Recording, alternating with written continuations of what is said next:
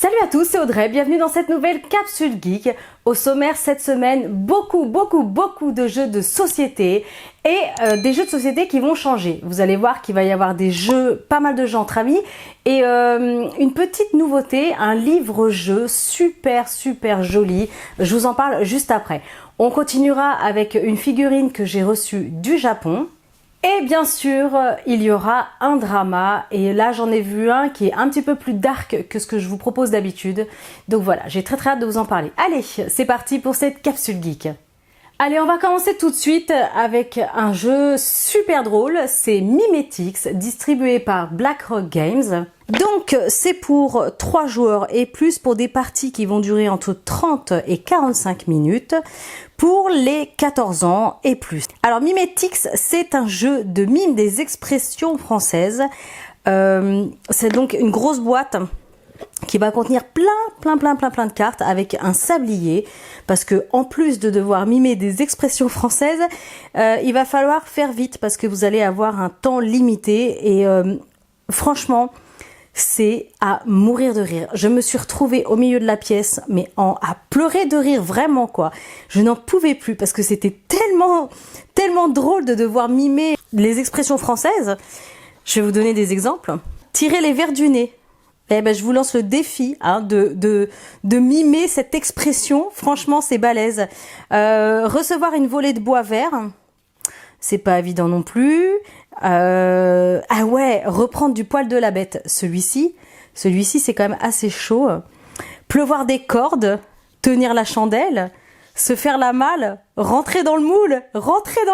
Imaginez mimer ce truc-là. Tirer le diable par la queue. Bref, il y en a des centaines et il y en a plein qu'on connaissait pas. D'ailleurs, franchement, entre nous, j'ai été assez surprise. Il y en a vraiment plein qu'on connaît pas. Donc la boîte, elle contient 244, un sablier. Bien sûr, il y a les règles du jeu. Donc le but du jeu, c'est de mimer et faire deviner à vos coéquipiers le plus d'expressions possible. Et il y a 2 variantes des règles du jeu, donc pour satisfaire petits et grands. Et il y a quand même plus de 460 expressions. Voilà, je viens de voir ça. Donc les cartes bleues, c'est facile. Les cartes rouges, vous l'aurez compris, c'est difficile.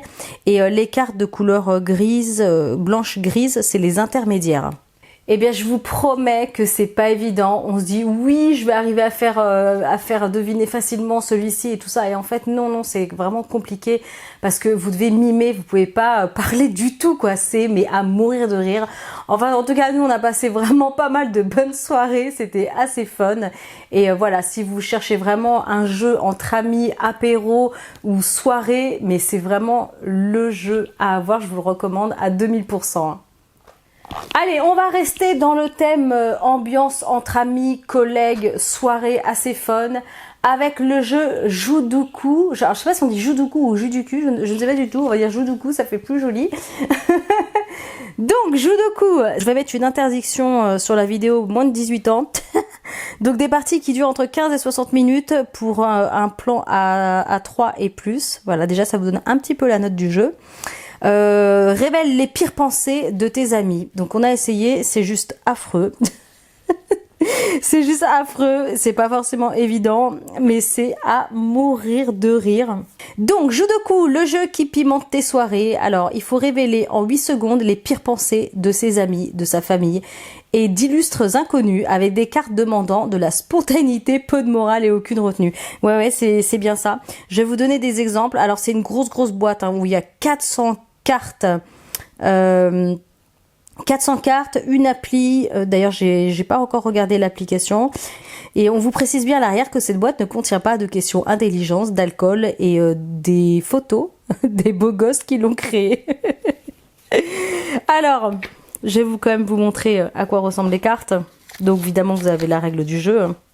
C'est quand même assez chaud. Alors voilà, un exemple, cite 3 choses que tu peux couvrir de chocolat. Dis 3 choses que tu n'as jamais faites. Cite 3 endroits où partir en voyage de noces. Donne 3 façons de manger des moules. Cite 3 choses que tu n'as jamais dites à ta mère. Cite 3 remèdes anti-gueule de bois. Bref, vous l'aurez compris, c'est quand même assez chaud. Donc vous n'allez pas mettre ça entre les mains de tout le monde, c'est du 18+. Et c'est très drôle et ça part vite en cacahuète. C'est super, super marrant. Donc voilà, c'est vraiment, je dirais, à jouer entre collègues et amis et pour des soirées bien pimentées. Allez, on passe à la suite. Ensuite, je vais vous parler du jeu Affinity. Et là, je suis contente parce que je viens de recevoir l'extension. Donc déjà, je vais vous parler du jeu de base, bien sûr. Affinity, distribué par BlackRock Games et édité par Gameflow. Donc là, c'est pour 8 ans et plus, de 3 à 8 joueurs, pour des parties qui vont durer une vingtaine de minutes. Et alors ce jeu, c'est le jeu qu'on sort tous les week-ends. Affinity, c'est un gros coup de foudre et c'est absolument génial. Et les enfants, les plus jeunes peuvent y jouer très facilement. Et surtout que cette boîte, je vais vous montrer, la boîte est juste mais magnifique. Elle a une partie qui est aimantée et en fait, ça va vous servir de plateau de jeu. Donc, bien sûr, vous avez les règles du jeu. Donc, vous allez avoir 3 zones de cartes, les vertes, les jaunes et les rouges. Et en fait, vous allez avoir une barre d'émotions. Vous avez beau, fun, glauque et triste. Et vous allez devoir faire deviner ces émotions, suivant ce que vous allez avoir tiré, bien sûr. Et avec toutes les cartes que vous allez avoir en main, il faudra former une phrase. Donc, je vais en prendre une au hasard. Une voyante change de métier malgré son âge.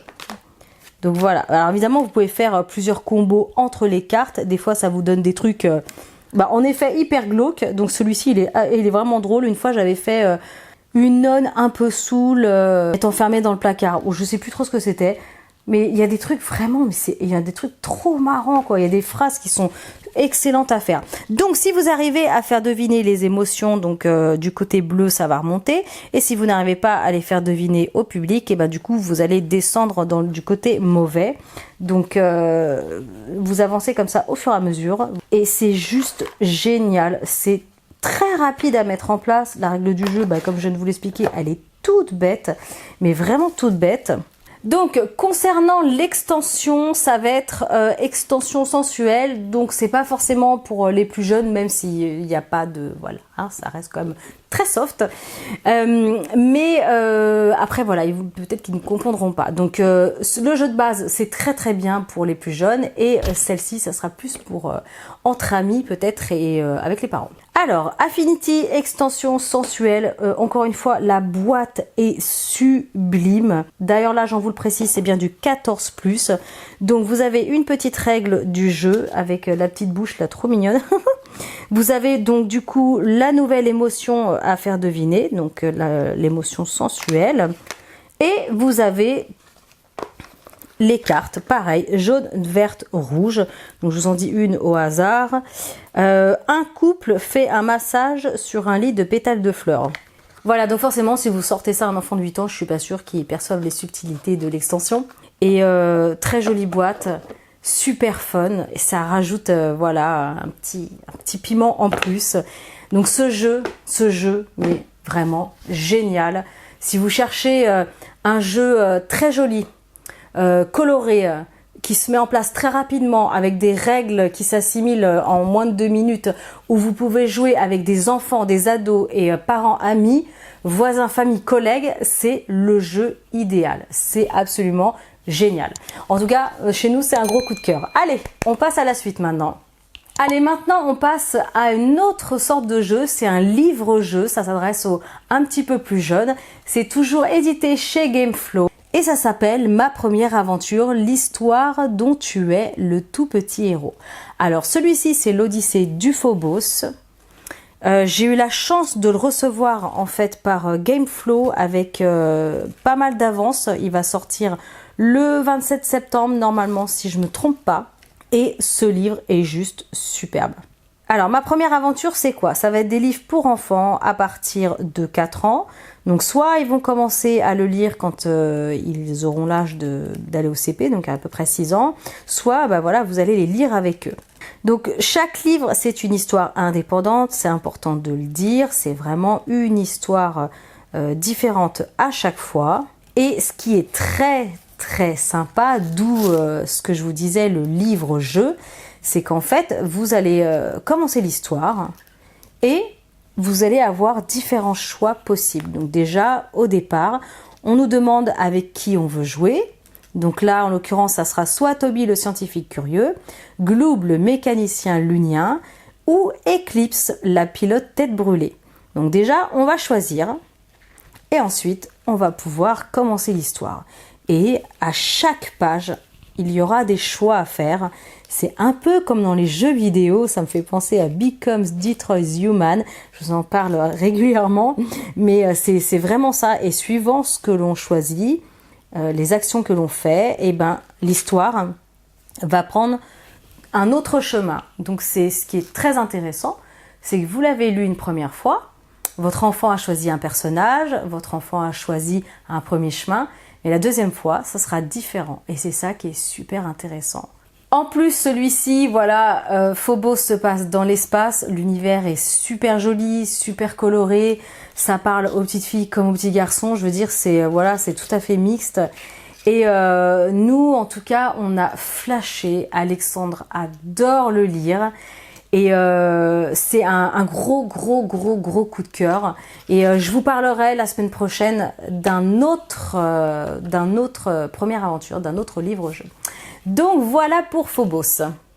Allez, on va terminer avec Super Cat. Super Cat qui est un jeu de super-héros. Alors c'est distribué par BlackRock Games, édité chez Greux Games. Et ce que j'aime beaucoup, c'est que c'est des parties qui vont durer une quinzaine de minutes. C'est pour les 8 ans et plus, de 3 à 6 joueurs. Et c'est des petits jeux qui sont de très bonne qualité, qui coûtent pas extrêmement cher. Et celui-ci va reposer sur la base du Shifumi. Donc au début de l'histoire, vous avez Robodog, donc ça vous fait un gros pulse de cartes en fait hyper coloré, d'ailleurs il est hyper joli je trouve. Et en fait Robodog c'est le méchant et il veut détruire la fabrique de croquettes des chats. Vous avez ce Robodog et de l'autre côté vous avez l'équipe des chats. Alors au début les chats ils sont hyper mignons, ils sont kawaii tout ça. Et au fur et à mesure du jeu vous allez les transformer en super chats. Donc avec des actions à faire en jouant les cartes, en faisant le Shifumi. Sauf qu'il ne faudra pas faire Shifumi, mais Super Cats. Et ça se joue en 2 phases de temps. La première phase, ça va être la transformation de vos chats. Et quand tous vos chats seront transformés, ils seront tous en super-héros, ils vont pouvoir commencer à combattre le Robodog. Donc ça sera l'épisode 2. Et donc ça sera la partie du combat. Donc du coup c'est super facile à mettre en place, ça se joue mais ultra rapidement, c'est fun, il y a de l'action, on ne sait pas si les chats vont gagner, si c'est Robodog qui va gagner ou pas, et chaque partie est vraiment différente. Nous on a énormément accroché, Super Cat c'est un petit format, vous pouvez l'emporter vraiment facilement en week-end, en voyage, quand vous envoyez les enfants chez papy mamie, vous dites ah tiens Super Cat, vous le mettez dans le sac. Et la règle du jeu est facile. Tout le monde connaît Shifumi, c'est super marrant. En tout cas, nous, on a un gros coup de cœur pour ce jeu-là. La semaine prochaine, je vous parlerai d'un autre jeu chez Greux Games, édité par BlackRock Games. Je vous en parlerai d'un autre qui est aussi très fun. Allez, on passe à la suite. Alors ensuite, une petite figurine que je me suis prise sur Amazon au Japon parce qu'elle était carrément moins chère évidemment que par rapport au prix qu'on l'a trouvée en France. Donc je l'ai reçue hier, ça tombe très bien puisque du coup je peux vous en parler dans cette capsule. Il s'agit donc de Bulma, l'héroïne dans Dragon Ball, je pense que tout le monde devrait connaître. Et c'est la collection Glitter and Glamour. Donc c'est Bulma 2. Il en existe 2 sortes, donc celle en turquoise ou en rouge, et j'ai pris la rouge parce que je préfère carrément la rouge. J'adore les couleurs, elle est super jolie. Donc c'est un bande presto, c'est une officielle, hein, je l'ai vraiment, voilà, une officielle de chez Officiel, achetée sur Amazon Japon. Et elle est magnifique. C'était l'année dernière, je crois, mon petit monsieur Choco m'avait acheté la Bulma après avec son habit treillis militaire, qui est trop belle, mais voilà, celle-ci, j'ai juste trop flashé. Donc elle a sa casquette, elle a les cheveux turquoise, avec son petit blouson rouge, le short marron, et voilà, je trouve qu'elle est vraiment jolie parce qu'elle est hyper sexy, mais sans pour autant faire trop quoi. Vous voyez ce que je veux dire, il y en a c'est vraiment trop quoi. Genre les décolletés qui jusqu'au nombril et tout, moi j'aime pas. J'aime bien quand c'est vraiment sexy, super joli, et puis Bulma c'est un personnage moi que que j'adore. Je me souviens encore la première fois que j'ai vu le premier épisode de Dragon Ball quand Bulma elle est apparue. Et j'adore quoi. Franchement, elle est trop géniale Bulma. Donc voilà pour ma petite figurine de Bulma. Je suis trop contente de la... Alors ensuite, on va parler maintenant de drama. Donc je l'ai fini, ça tombe bien, la semaine dernière. Je l'ai mangé en une semaine et je l'ai vu sur Netflix. Ça s'appelle Abyss. Alors Abyss, j'ai un peu cliqué dessus au hasard parce que la vignette était sympa et puis la petite phrase d'accroche me plaisait. Et en fait, je m'attendais à quelque chose un truc vraiment plus romantique et tout. Et en fait, c'était romantique, mais il y avait un côté quand même très sombre et très dark. Alors moi, j'ai beaucoup aimé Abyss. Ça commence très très vite. On va suivre un premier personnage qui se fait larguer par texto par sa compagne juste avant le mariage. Et il est tellement déprimé en fait qu'il est sur le bord du suicide. Et puis d'ailleurs c'est assez prenant, ça soulève un peu le ventre au départ parce qu'on le voit, il bascule pas, et en fait il tombe un peu sans faire exprès parce que je pense que finalement il voulait pas y aller. Et il se raccroche au bord de ce bâtiment là avec les pieds dans le vide, c'est absolument horrible. Jusqu'au moment où une espèce de truc, de météorite, un truc lumineux le frôle et du coup le jette dans le vide. Et il est complètement propulsé à l'autre bout de la ville. On le retrouve dans un terrain vague avec deux fantômes ovnis. On ne sait pas trop ce que c'est ni d'où ils viennent. D'ailleurs, ça sera absolument pas creusé plus tard dans les épisodes. Cette partie-là, c'est voilà. Il lui offre une balle, l'Abyss. C'est le nom de l'espèce de balle lumineuse. Et il lui offre un nouveau corps. Alors, il faut savoir que le personnage, le héros... est pas spécialement très beau. Voilà, lui il se trouve pas beau, physiquement c'est pas ça. Et ces espèces d'ovnis vont lui offrir un corps de beau gosse. Donc c'est à mourir de rire. Il va rentrer dans ce corps et c'est comme une renaissance en fait. Suite à ça, il va y avoir plein d'événements parce que sa meilleure amie va se faire trucider. Et du coup, il supporte pas, il va réanimer sa meilleure amie. Et je peux pas tout vous dire parce que ça va enlever une partie un petit peu de l'intrigue au départ. Je peux pas trop vous dire ce qui se passe, mais en gros, il y a vraiment un tueur en série qui cherche à les tuer sans arrêt. Donc voilà. C'est enquête policière, justice, procureur, voilà. Mais c'est très sympa, belle histoire d'amour, plein de personnages très attachants. Avec des personnages du coup qui vont revivre dans de nouveaux corps et puis d'autres qui vont conserver le même corps en fait. Bon, je peux pas tout vous dire non plus. Mais c'était hyper intéressant, ça changeait. J'avais déjà vu un drama assez dark, d'ailleurs il s'appelait Black. Je vous en avais parlé dans une autre capsule qui celui-ci était encore plus dur parce que c'était vraiment, il y avait ce gars, ce serial killer qui trucidait tout le monde. Et qui enlevait des gens, enfin c'était très très dur. Mais Black, je vous le recommande vraiment, c'est top. Et voilà, donc du coup Abyss, c'est dark, mais pas aussi dark que Black. Voilà, vous m'avez suivi je pense. Bon, en tout cas voilà, Abyss, très bonne note pour moi. C'est tout pour cette semaine, j'espère vraiment que cette petite capsule geek vous aura plu. N'hésitez pas à me le dire juste là en commentaire. Si vous avez vu des dramas récemment, dites-moi ce que vous regardez, que ce soit sur Netflix ou même ailleurs. Dites-moi ce que vous regardez, si vous avez des titres à me conseiller. Et en tout cas, si vous avez un de ces jeux, pareil, dites-le moi, celui que vous préférez. Et on se retrouve samedi prochain à 20 h. Et en attendant, prenez soin de vous. Et je vous dis aussi à bientôt pour de prochaines recettes. Salut!